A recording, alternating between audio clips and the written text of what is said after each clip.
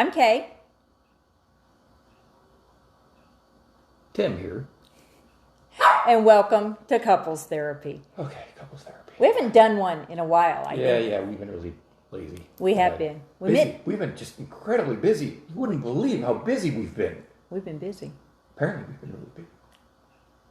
But we meant to record some on the cruise. We didn't. So if you saw our previous episodes about the things we bought for the cruise and looking forward to going on the cruise, we're going on another one just a couple of weeks.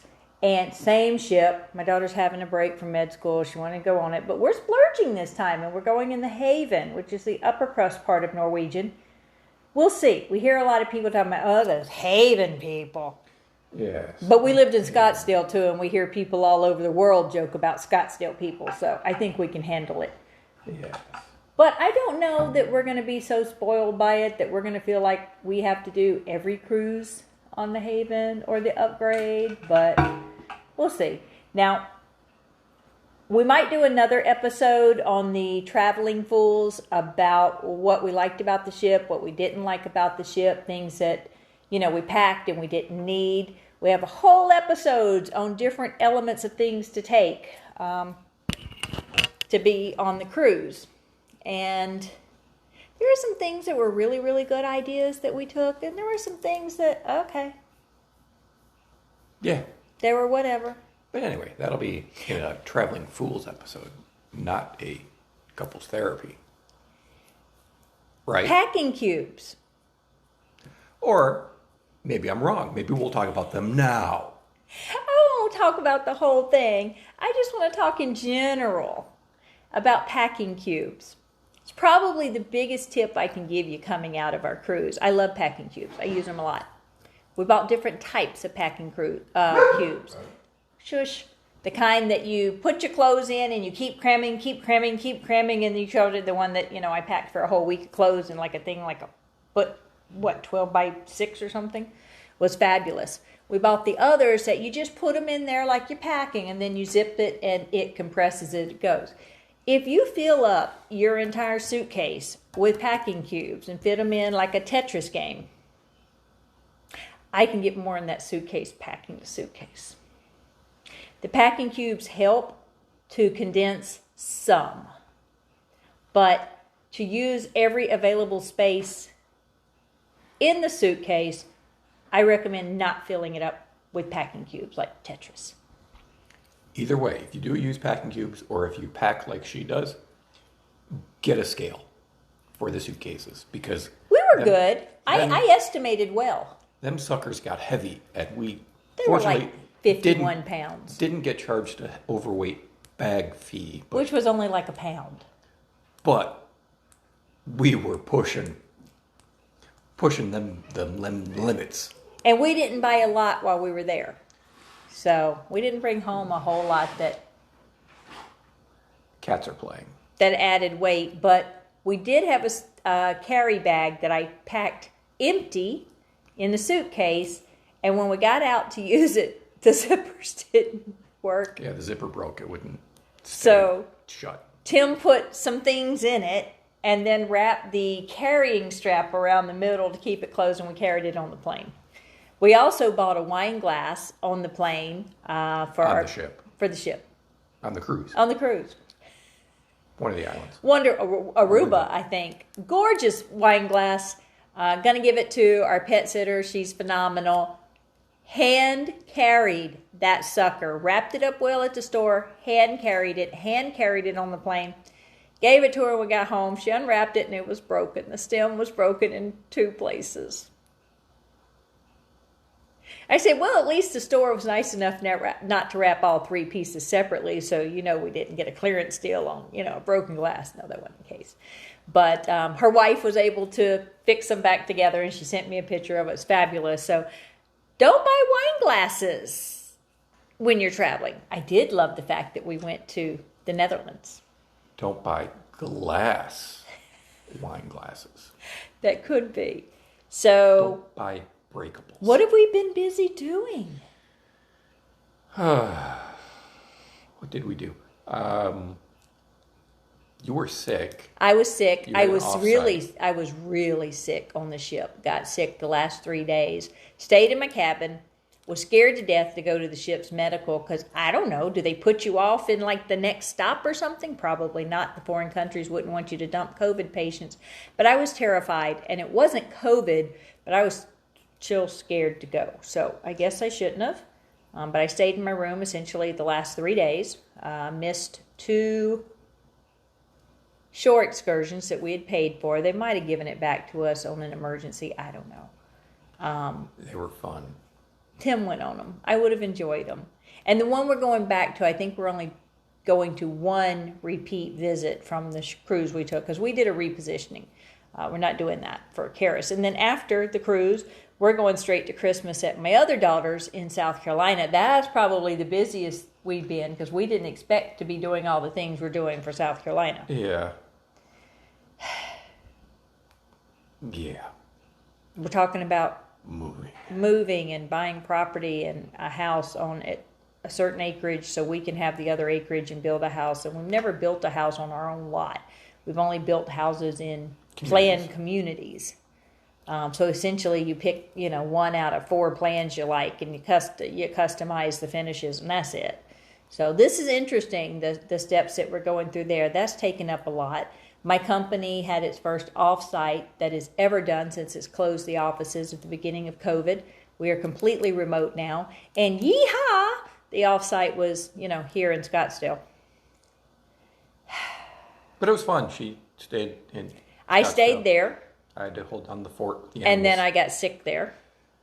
Probably a reaction to the chemicals they were using in the hallways. That place, there was... I kept noticing, I hate this hallway. Oh my God, I can't stand it. Hadn't had a chemical reaction in so long because we've gone so few places since COVID that I didn't recognize the symptoms of having a chemical reaction. That was my fault. So I came home on Thursday. I missed the party Thursday night, which I saw the videos of. It was probably amazing. Looked amazing. And then Friday, Tim took me up to check out and get my stuff. And I immediately got sick again in the hallway. I mean, like, boom. So that was crazy. Cray cray. Cray cray. What else have we been doing? I've been purging. He's been purging stuff and clothes because he's only like 14 pounds heavier than me now because he's lost so much weight. I may have broke the... 190? Yeah. Oh, God, you're too skinny. Gotten under 190. He's got no butt. He is a butt, but he's got no butt. Yeah. I can't deny it. He can't. Either sides of it. I like no butts, and I cannot lie. Well, let's not go there. Let's not go there. This is a sign that I have signed up for another pageant. I'm very excited. A lady that I met pre-COVID, her name's Linda Samuels. She was putting together her own pageant. I was committed to another one at the time. And then, of course, over COVID, just did some other things. Thought I was done with it. Actually bought a gorgeous dress that is not a pageant dress, a couture dress. Didn't spend a fortune on it. I did spend a fortune on one I tried to design, and leave it alone. I can't even argue the money. I just can't. So I bought this one that I love with the butterfly stuff on it. It's not a pageant dress. So I splurged on it, and then I signed up for a pageant. So now I have to have a pageant dress, which I did buy. I might have to change a little bit. But, yeah, so love it. I am in the Mrs. Classic universe. It's for women 40 and above. They have a separate division if you're 55 and above, and I'm going to be 54 in about 2 weeks. So I'm not quite there yet. And I have to lose a lot of weight. All the turkey she ate today. I had no turkey. This is Thanksgiving. Yeah. Thanksgiving. We're recording this on Thanksgiving. You ruined my segue. Aw. Way to steal my thunder, woman. There we go, segue. That's not how Don't look at me like that. That's not how this works. Yes, it is. No, it isn't. See, y'all love me with the makeup app. I'm just saying. But I love the crown. Usually the local crowns, even though local is a state, for most pageants, really aren't that fabulous. Let's just say that. Although you've had some fantastic ones. I have. Wink, wink, nudge, nudge, in case any of them are watching. Oh no, I've had fabulous ones. I'm sure I'm not the only woman that looks at what kind of crowns a pageant system has. That's not the only reason. Just saying, but you do have to be curious. And I love it. I hope I get one bigger and more majestic than this, but I love it. Subtle hint. Subtle hint. That I want to win? That's not a hint. It's not a hint at all. I want to win. I enter pageants to win. I do love them. Just because I don't win doesn't mean I walk away with any type of harsh feelings. I mean, football teams, baseball teams, all of them, they compete over and over and over on a weekly basis, and they know there's a 50-50 shot if they're going to win or lose, and they keep going. That's the way I think of pageants. Is you're there to play the game. You want to win, but you give your all and you do your best. You may or may not win. So I've never walked away with bad feelings from a pageant at all. You've never walked away feeling bad about any of them. He doesn't like some of the locations some of them are, but whatever. One of the locations did make me sick. Oh, no, 2 of the locations made me sick. One of the locations was fabulous. I really enjoyed it. What? London.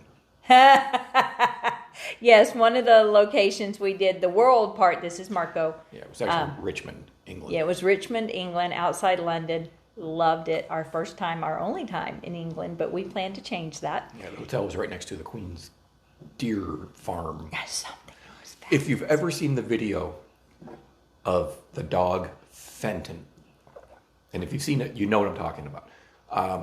It's this If you haven't seen it, we'll put a link to it. Don't forget to put a link to it. This nice serene park where you got the deer in the distance, and I mean, it's just picturesque. Astounding. Just this picturesque vision. And then you hear this man yelling something from afar. And it's just Fenton is what he's yelling. And it's getting louder and louder. And then the deer all take off running. And Fenton, the dog, comes running in the screen. And you can see why the deer are running. And you can see the man trying to catch the dog who scared the deer off the Queen's land. And it's just hilarious. I don't know the video.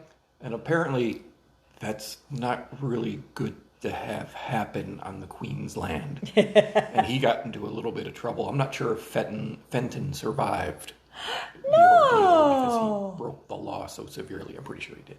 But Why would they have killed the dog? It's not the dog's fault.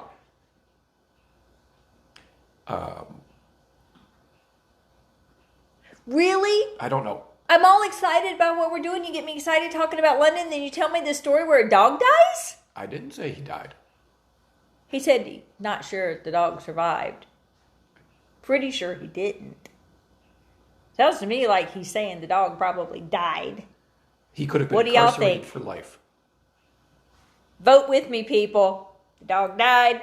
The dog didn't die. Sounds like the dog died. I don't think the dog died. Okay, you just I keep think eventually repeating that. The dog died.